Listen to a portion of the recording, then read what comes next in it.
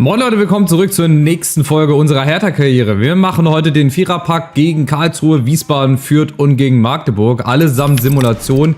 Wir starten gleich rein mit dem ersten Spiel, damit wir gar nicht so viel Zeit verlieren. Wir sind momentan richtig gut drauf, wir haben eine gute Truppe. Ouedraogo müssen wir mal gucken, aber ansonsten sind alle soweit fit. Und wir sind, nachdem wir die letzten Spiele mal richtig gut gespielt haben, oben dran. Wir sind einen Punkt hinter Schalke.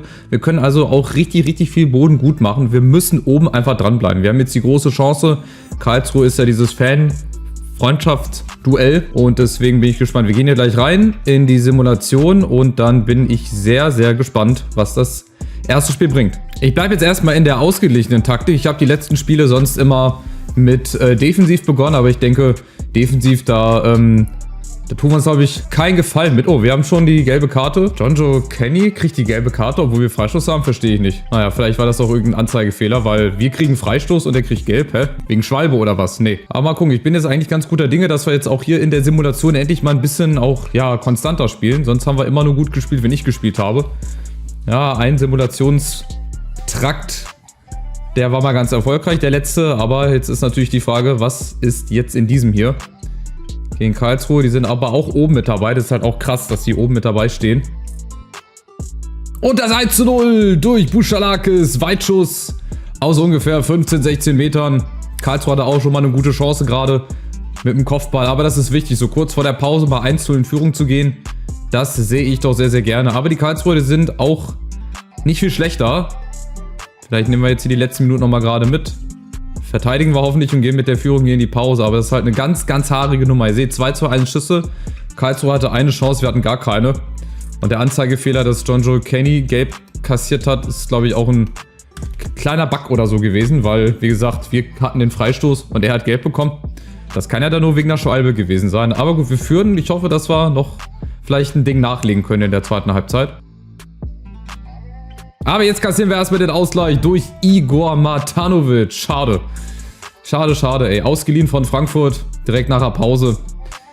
Aber wie gesagt, Karlsruhe, die stehen auch oben mit dabei. Das ist oben ganz eng, ey. Auch wenn wir das heute nicht gewinnen sollten oder auch die nächsten Spiele. Wir bleiben trotzdem, glaube ich, oben, weil nicht alle Teams oben gewinnen immer. Fürth, Hannover, Schalke. Und wir sind ja auch nicht ganz fehlerfrei. Aber wir führen wieder durch Sforza. Neuzugang auch im Sommer. Der bombt auch mal wieder, ganz wichtig. Also es geht hier drunter und drüber. 2:1. Wenn es dabei bleiben würde, wäre ich sehr zufrieden. Mal gucken, vielleicht gleich der Doppelschlag. Ah, warte, wir sind noch da. Pass auf, wo ist denn Ouedraogo, wo ist Rehse? Von denen hat man noch gar nichts gesehen. Aber wir bleiben dran, wir setzen jetzt richtig unter Druck. Tabakovic, das geht so schnell, die wissen gar nicht, wo vorne und hinten ist. Ah, schade. Und direkt im Gegenzug ist es dann Lars Stindl. Ey, krass, vorne presst du wie verrückt und machst Druck und dann kassierst du hinten, ja, eigentlich ein Kontertor. Also da waren wir hinten ganz schön, ja, offen, leider offen. Hätte halt so nicht passieren dürfen, aber wir sind schon wieder vorne. Das ist ein ganz wildes Spiel jetzt hier gerade. Beide Mannschaften hier mit offenem Visier, 4 Minuten noch, 5 Minuten noch, also zumindest nicht verlieren. Wenn wir hier einen Punkt holen, oh, ich sehe es aber schon kommen, dass die Karlsruher hier noch ein Ding machen. Ne, wir sind dazwischen. Ein Punkt wäre gut. Zum Start. Die anderen Mannschaften dann St. Pauli. Wiesbaden, da muss halt auch eigentlich gewonnen werden. Also zumindest gegen Wiesbaden. 2:2. Ja, nehme ich mit, obwohl wir auch nur hier eine Chance hatten. Naja, egal. Auf die Statistik darf es ja nichts geben. Das ist manchmal ein bisschen verbuggt. Naja, 2:2. Schalke gewinnt. Ausgerechnet gegen Düsseldorf. Das heißt aber, dass wir trotzdem weiterhin oben bleiben. Auch nur ein Punkt Rückstand auf Fürth haben. Jetzt gucken wir mal weiter vor gegen Wiesbaden. Transferangebot, monatliches Scouting-Update, auch immer wichtig. Vielleicht ist da der nächste Topstar mit dabei. Den einen haben wir ja schon. Ja, Fabian Petit können wir mal mitnehmen. 1,2 Millionen mit 15, ne, immerhin. Also da lässt sich, glaube ich, auch gut drauf bauen. Was haben wir denn hier noch? Transferangebot für Boucher. Den behalten wir, glaube ich, ne? Ja, da blocke ich jetzt das Angebot. Das ist ein junger Mann, der kann sich bei uns gut weiterentwickeln. Der muss auf jeden Fall da bleiben. So, nächstes Spiel gegen Wiesbaden. So, alle sind fit, alle sind ausgeruht. Volle Kraft voraus, weil ich glaube, im Hinspiel gegen Wiesbaden, da haben wir, oh, warte mal, Tabakovic, erste Chance, Latte. So muss das hier losgehen. Jetzt alle 2-3 Minuten mal eine Chance und dann auch irgendwann mal ein paar Tore. Jawohl, Tabakovic, wichtig. 8. Minute, 7. Minute. 8. Minute war es, geht direkt gut los. Da haben wir in Wiesbaden auch verloren oder haben wir da auch 3-3 gespielt? Das war dieses Streak mit Elversberg auch. Das war auch ganz, ganz kurios. Da haben wir gegen Elversberg nicht gewonnen, Wiesbaden nicht gewonnen. Aber jetzt sind wir ganz, ganz gut mit dabei. Und ich habe so das Gefühl, dass es jetzt auch hier in der Simulation besser klappt. Warum auch immer, keine Ahnung. Wahrscheinlich mussten wir uns erstmal ein bisschen finden. Achtung, kommt direkt ein zweites Ding hinterher. Ja, ja, ja. Oh Gott, oh Gott, oh Gott, das geht so schnell. Oh mein Gott. Nusa. Also, dass ich schon nicht hinterherkomme, alles gut. Aber dass die Gegner dann auch nicht hinterherkommen, ist auch klar. 2-0, perfekt. So muss das laufen und wir sind schon wieder vorne. Krass, wir überrollen die ja. Förmlich. Ich erkenne meine Mannschaft gar nicht mehr wieder. Was soll das denn? Und das müsste, fast das 3-0 durch Rehse sein. Ja, also es geht nur in eine Richtung. Achtung, Druck auf den Keeper. Geklärt und schon wieder ein Ballbesitz. Krass. Krass, krass, krass. 3-0. Nee. Gut, Wiesbaden kommt gar nicht mehr aus der eigenen Hälfte raus. Wir können eigentlich eine Mauer aufstellen. 3-0. Was machen wir mit denen? Hä? Krass. 3-0 Uedraogo. Das ist ja Wahnsinn. Schon wieder ein Einwurf. Also ich glaube und ich hoffe, das wird diesmal wirklich ein deutlicher Sieg. Oh Gott, es geht ja weiter hier. Schade. Hammer, Hammer. Erste Halbzeit auf jeden Fall. Hätte ich gar nicht so gedacht. Ist ja gar keine Pause. Wir arbeiten jetzt durch hier. Zack, guck mal, wie viel Platz. Das ist Wahnsinn. Gut, die stehen auch nicht ohne Grund unten. Deswegen frage ich mich, warum wir da in der Hinrunde nicht gewonnen haben. Ey, das sind so 2 verlorene Punkte, 3 verlorene Punkte. Gibt's Elfmeter? Nee, 9 Schüsse, 5 Chancen. Also ihr seht, was anderes als dominant würde mir da gar nicht einfallen. Krass. Krass, krass, krass. Ich hoffe, dass es in der zweiten Halbzeit nochmal 1, 2 Tore vielleicht oben drauf gibt. Für uns natürlich. Ja, jetzt kommt aber erstmal der Anschluss durch Pretayin. Ich hoffe, den spricht man so aus. 50. Minute. Die erste Halbzeit ist zu gut gelaufen. Jetzt fängt das schon wieder an aus der Hinrunde. Es ist zu gut gelaufen. 3-1. Warum auch immer jetzt vielleicht ein kleiner Bruch wieder reinkommt. Aber das darf einfach nicht schief gehen. Also wenn wir 3 Tore zu Hause gegen Wiesbaden. Das muss doch jetzt reichen. Aber wir kriegen es immer wieder hin. 3-2 wieder Pretayin. Ey, irgendwas läuft jetzt hier verkehrt. Da läuft irgendwas ganz, ganz haarsträubend schief. Jetzt stelle ich mal auf defensiv. Weil jetzt will ich auch mal hinten ein bisschen mehr Stabilität auch reinkriegen. Weil das waren jetzt 2 Tore innerhalb von einer Viertelstunde. Das geht nicht. Das verstehe ich schon wieder nicht. Ey. Unverständlich. Jetzt kriegen wir das 3-3 wahrscheinlich. Und dann war der 3-0 Vorsprung eigentlich auch nichts wert. Wenn es denn so kommen sollte. Aber wir haben Platz nach vorne. Kommt Tabakovic alleine. Den muss er machen. Aber der Abstauber durch Nusa. Das war wichtig. Das war ganz, ganz wichtig. Das 4. Tor nachzulegen. Das wäre ein Skandal, wenn wir das jetzt verspielt hätten, das 3-0. Es ist immer noch möglich, ne? Davon mal abgesehen. Aber das darf niemals passieren. Niemals. Und Tabakovic alleine 5:2. Jetzt ist die Entscheidung Stritzel. Wiesbaden mal eine Viertelstunde lang uns ein paar Probleme gemacht. Und dann ziehen wir einmal nochmal die Zügel ein bisschen an, ein bisschen enger. 5:2. Also es wird auch hier der Simulation nicht langweilig. Und es gibt sogar noch eins. Das gibt's ja gar nicht. 6:2. Was ist denn los hier? Fabian Rehse. Spielen die mit einem weniger? Ne, die haben 11 Mann. Die haben eine Dreierkette hin. Okay, vielleicht deswegen.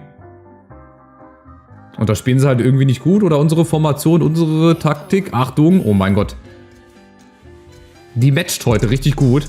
Schon wieder Tabakovic alleine vorne. Die wissen gar nicht, wo vorne und hinten ist.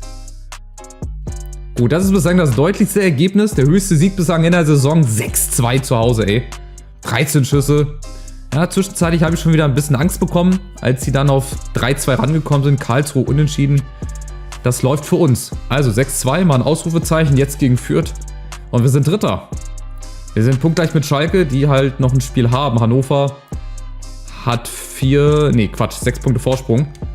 Weiter, weiter. Genau in dem Rhythmus muss es jetzt weitergehen. Direkt nächstes Heimspiel. Ist das 3. Heimspiel oder was? Ich glaube, ne? Ja, es ist das 3. Heimspiel in Folge, warum auch immer. Wir können offensichtlich nur Heimspiele, so sind alle fit soweit, super. Hannover oben hat halt auch nicht gewonnen, Schalke hat, glaube ich, gewonnen, ja. Die haben jetzt 3 Punkte vor, wir haben 1 Punkt vor St. Pauli und Karlsruhe. Also Spieltag für Spieltag wird sie immer spannender. Und St. Pauli hat schon sogar gespielt. Wieder Dreierkette, aber diesmal spielen sie mit 2 Stürmern und mit einem Zehner. Wiesbaden hat das genau umgekehrt gespielt. Oh, Schnee. Ob wir damit zurechtkommen. Gehen wir direkt rein. 3. Spiel. Vielleicht sogar der 2. Sieg. Und das 1:0. Und wieder ist es Nusa. Der ist momentan richtig gut drauf als Kapitän. Ich dachte, Buschalakis wäre Kapitän. Aber gut, egal. Führung nach 13, 14 Minuten. Ging eigentlich ganz entspannt los. Aber es scheint irgendwie zu funktionieren. Also irgendwas ist da passiert.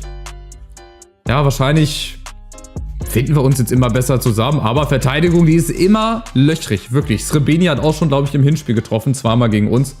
Das ist Wahnsinn. Also defensiv kriegen wir es leider immer noch nicht so ganz hin. Aber wie gesagt, es wird nicht langweilig. Es bleibt spannend. Sehr torreich.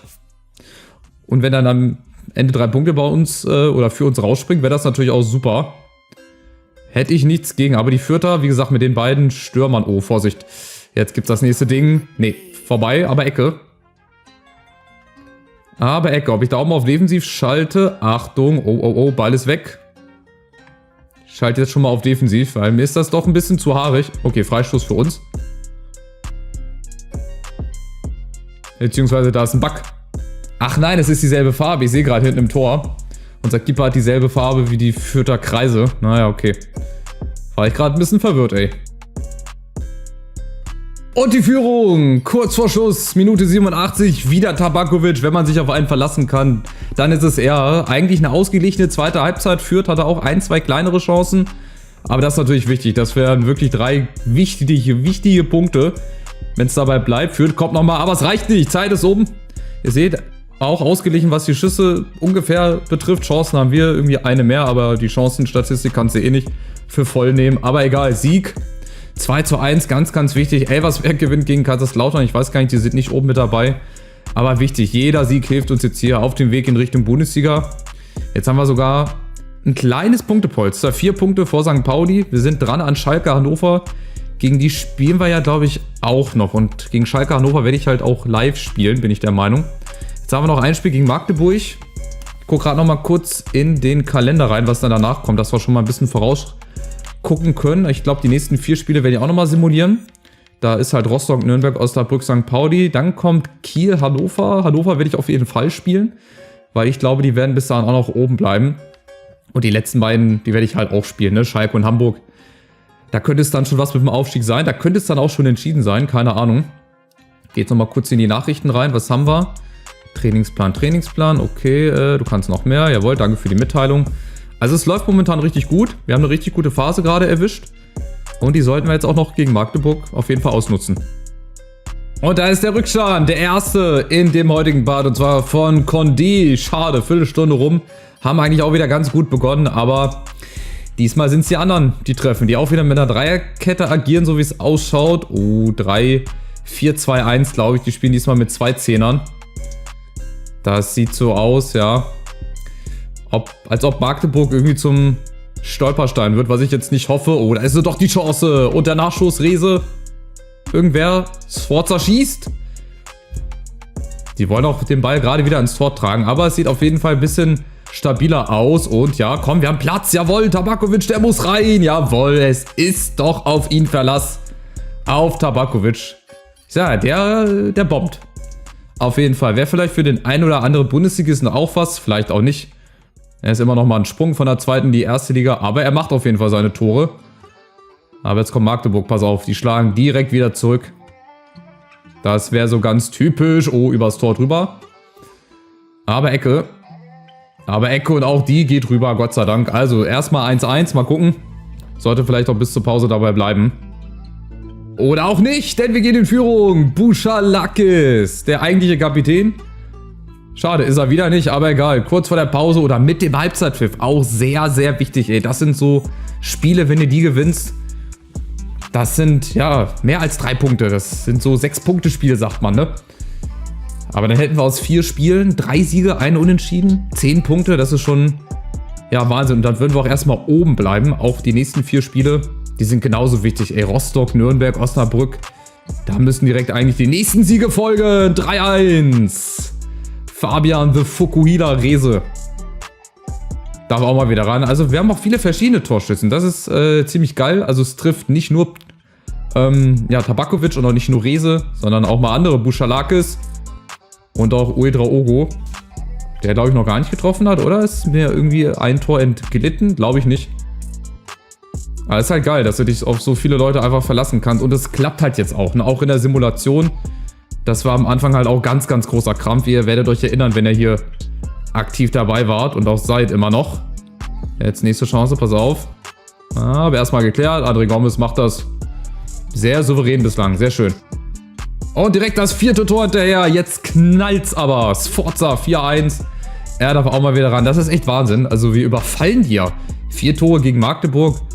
6 Tore gegen Wiesbaden.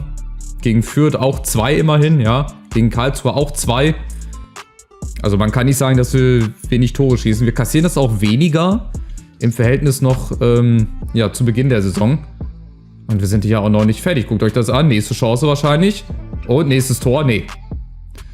Gut, aber 5 Minuten vor Schluss. Auch das Spiel werden wir gewinnen. Also ein richtig, richtig geiler, richtig erfolgreicher Part bislang. Nochmal irgendwie ein Gegentor, oder? Schießen wir nochmal selber eins. Ich glaube, das dürfte beim 4-1 oder 4-2 maximal bleiben. Ja, 4-1, ne?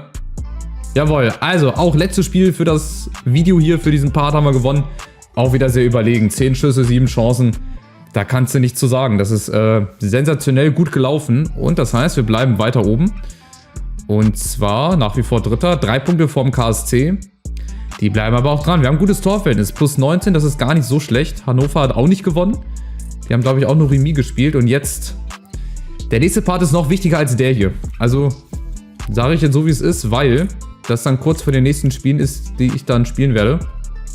Kesefui kann dann demnächst wechseln, weil er nur noch ein halbes Jahr Vertrag hat. Okay. Michael Kabownik spielt doch, oder? Ach nee, haha. Da spielt natürlich jetzt hier Barco und so weiter.